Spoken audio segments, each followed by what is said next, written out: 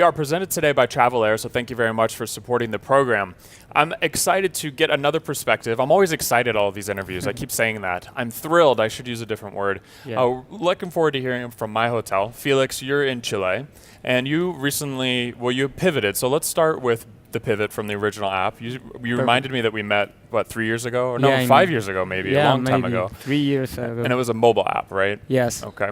We started as a mobile app for hotels. We realized that nobody downloaded apps inside hotels, but we discovered the opportunity to cover the feedback recollection part. And we started with a simple model, a satisfaction survey, and there it started to grow like a ball of snow. We saw the feedback world was enormous. And then we started looking at big companies outside that did the same. And we started incorporating another modules and another features, and now we have a big mix of things with a innovation that is the direction where we are going. We started copying some model that worked in Europe and the US, and now we are trying to develop an algorithm to replace a satisfaction manager inside hotels through algorithms. So you're still taking guest feedback though, right? And then what does the algorithm do after that? We have an algorithm that classifies guest feedback into areas. So, for example, it's not only sentiment analysis that is really known outside. We take sentiment analysis and then we classify it into areas, and we assigned tasks to different areas inside the hotels. Oh, that's fascinating. So you could say that you could send maybe housekeeping, have them bring something extra, or have a direct way you could impact the guest experience. Yes, but we are trying it only with the feedback. For example, you said the beds were bad, and the algorithm automatically classified that as a housekeeping task, and with the sentiment analysis that is bad, and sends directly an alert or an email to the housekeeping manager, and she will be trying to solve the problem as fast as it can. So you can kind of track the trends of specific parts of the business. So yes. Food and beverage might be really what's happening there. It's the satisfaction scores are lower. Yes. And it's the alerts, I think, are probably pretty valuable. You kind of tell the manager, hey, this is happening. Yes. At the moment, we are trying only to see how the algorithm is performing, and we sent examples of alerts that would have been sent. So the manager sees the alerts, and then he sends it manually, but he sees the recommendations on alerts. So they can choose how to pass it along. Yeah. Great. So the algorithm is feeding itself with new examples every time the manager is saying the model was right or the model was wrong. And as far as the guest feedback points, is it email requests for feedback? Is there anything that they can touch the guests in the hotel, or what are the places you're gathering? We work with the typical places to gather. We gather through tablets, through the Wi-Fi login, through post-stay emails, and we also gather from multiple OTAs and review sites like TripAdvisor, Booking, or whatever. Right. And we bring them back on to one platform where they can compare themselves with the competitors and see what to improve and answer to the guest inside the platform also. I'm glad to hear you use the Wi-Fi screen, because sometimes I'm always shocked at how the Wi-Fi login screen is underused. So many people are going through that screen every day, and sometimes it's an ad for the hotel you're staying in. And I don't want to book another stay. I'm already here. I don't need to book another stay. I want to maybe give some feedback or maybe get room service or something like that. Yes, and it's also important because in Latin America, I don't know how it's going in the US, but people are not so sure about leaving their email at the front desk because of security reasons sometimes, or because they don't trust companies that will send spam. But when it comes to giving your email for the Wi-Fi, they do anything. They will give you everything you need. Because it's a good perk. Because it's a good perk. Yeah. Airlines do it airports do it, and more big places are doing it, and you can gather feedback through that specific place. So you also recently won a startup competition for Latin American startups. Yes. Tell us about that experience. Yes, in Argentina, it was almost the last minute we decided to compete. We were going to Argentina for the equivalent of the ITB of Argentina, that is enormous. And we were going there to know what's happening in the rest of Latin America, and Coti and their team invited us to participate.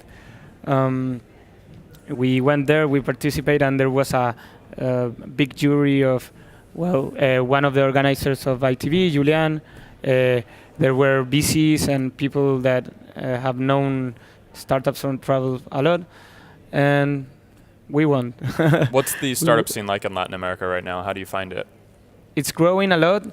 It's still immature, but in the right direction. Every time you are seeing bigger players, and the only limitation they have is the markets they face. For example, for a startup like us, if we were born in, I don't know, in the US, we were going to be 1,000 times bigger in the time that has passed. We face barriers like payments, for example. I have to deal with the taxes and the different payment methods in Argentina. Sometimes they cannot pay in dollars in credit card. In Brazil, they use this platform. In Colombia, in Mexico, there's no unified way to sell. And that's the main problem that we face as startup, because we don't start with a big market to compete. Each country's a little different too, Each right? country is a little different. Right? Yeah. You say Latin America, but not everybody is the same. No, but it's easy. no, Some people they are forget. very different in making business also. So, but it's growing a lot, and I've seen a lot of startups that are great over there. What about in the way that guests give feedback? Is it also different? Do certain maybe countries like to give email feedback? Others want to do the tablet only, or they are more vocal? Have you found different trends in the way people are choosing to give feedback? Yeah, we've seen not so significant, but we've seen it. For example, in Mexico, they don't leave the email, but the ones that leave the email answer a lot. In Colombia, they leave a lot the email, but they answer a few. And it reflects a little bit on the characters they have. For example, in Colombia, people are very nice, but they don't tell you no, for example, things like that. But each country is a different thing, but not so significantly. Because tourism is the same everywhere. You can get a traveler from the US in Colombia, or from Africa, or for whatever. We get people from different nationalities. That's why we adapt our software to function in different languages and all that, to cover those spaces. Are you focused only on Latin America right now, or are you looking to expand to other places right now? What's the next year look like? Yeah, we want to consolidate in a big market in Latin America. We are entering very strong in Mexico, and we want to open Brazil this year. And once we get to the 1,000 hotels and we perfect the algorithm, we will go to compete to European and US market with something different. Today, we don't have something different deployed. We have some different features, but we want to go with something radically different and innovative, so we can really compete with the strong, bigger chains, hotel chains. And Brazil is a tough market. It's a tough market, but we have a good ally. That is the biggest PMS in Brazil. It's called eNett. They're really big over there. So the integration kind of matters. You want to make sure you have a good integration with a partner. We have a good integration with them, and we are developing a partnership to be selling together over there.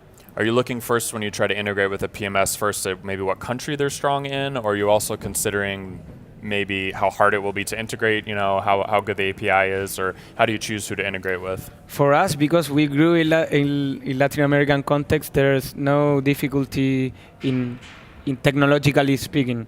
We are used to integrating with software from the 80s that are lousy software from cloud-based new software. So we have developed a way to integrate very fast. The problem is the people and the processes, so it depends. There are companies that are this big and they have the best technologies. There are companies that are amazing and has nice technology, but they have processed too much bureaucracy to get integrated. So it's a mixed. And sometimes we also bypass the softwares with innovative solutions that we have developed to take reports automatically and things like that. So it's because much we easier. we don't need a two-way integration. We only Just take pull it, data from the and then you put it out in a different format to the hotel. Yes. Absolutely. Well, fantastic. Thank you so much for sitting and chatting with me today. Thank you. Thank you.